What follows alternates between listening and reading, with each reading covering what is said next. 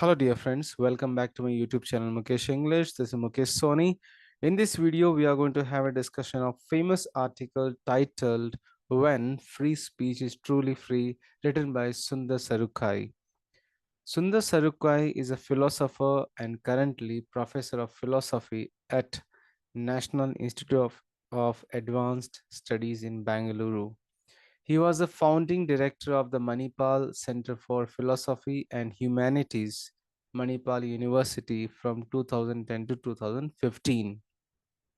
He has authored many books, of which What is Science has been published by NBT India. Sarukkai is a member of the Indian Council for Philosophical Research.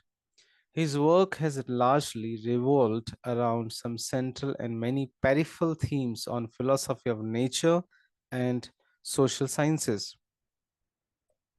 Now, let's know about this article. This article has been taken from the famous newspaper The Hindu, dated 22nd March 2019. This article discusses a very important constituent of democracy, namely, that means freedom of speech, its roles and its responsibilities and its manifestations. Now, what is the context? In this article, we find the meaning of democracy and the importance, the need, why is it necessary for democracy? Freedom is a theme which is going to come up again and again through this election.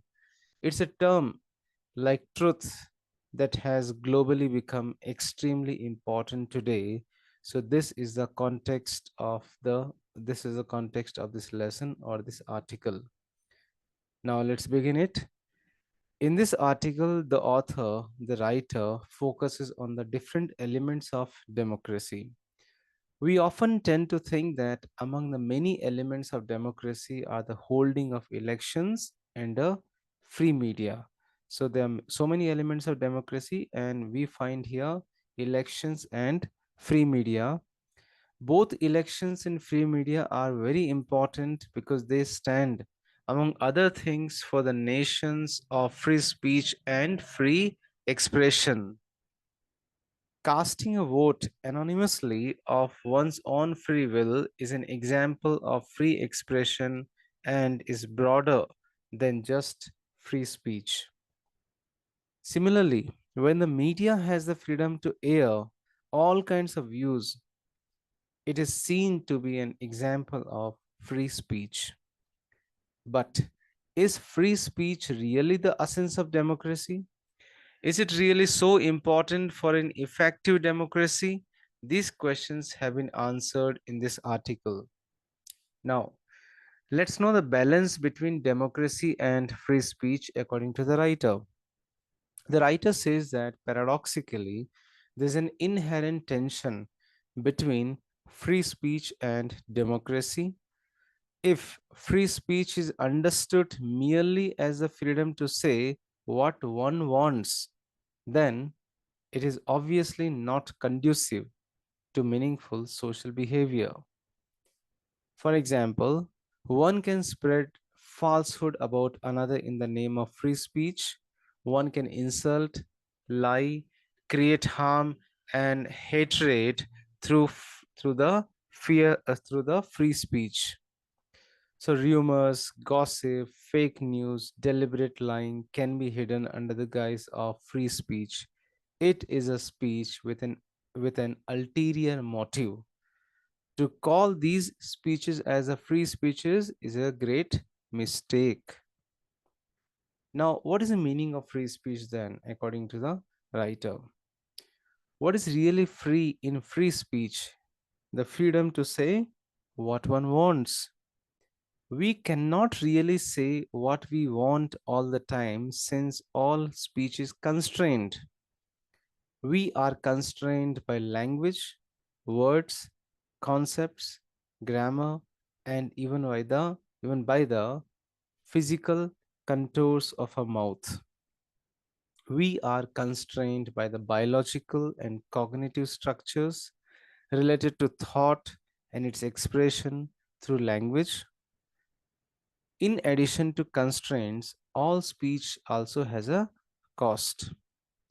Thus, the essence of free speech is not really about the freedom to say what we want. It is more about speech which is free, which comes with no cost. Free speech is actually a speech for which you don't pay a price, but paying a price is not in the hands of the speaker. Free speech is nothing but the conditions under which the hearer is not allowed to take offense and intimidate the speaker. The real freedom in free speech lies not in the freedom of the speaker to say what she wants, but in the constraint on hearer to allow the speaker to say what she wants. Thus, when we demand the right to free speech, we are essentially demanding the right to stop others for not letting us to speak.